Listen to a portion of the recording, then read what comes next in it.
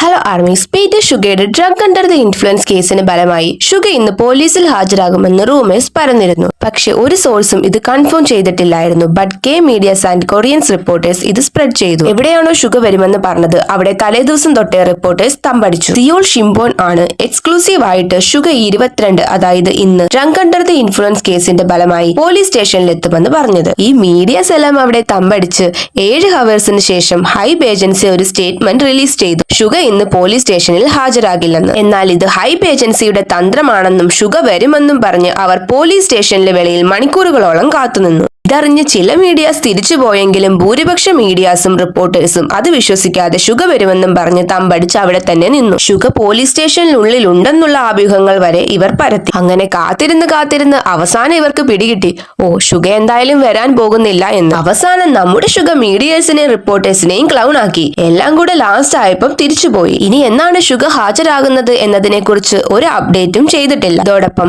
Armies 2 hashtag trend ആക്കുന്നുണ്ട്. Army media black out, army shield BTS എന്നതാണ് hashtags. എന്തായാലും ഷുഗയുടെ അടുത്ത് ഇവരുടെ കളിയൊന്നും നടക്കില്ല. 7 ഹവേഴ്സ് ആണ് ഇവർ അവിടെ തമ്പടിച്ച് സ്വയം ഫൂളായത്. ഒരു വീഡിയോയുമായി വീണ്ടും കാണാം. Bye armies.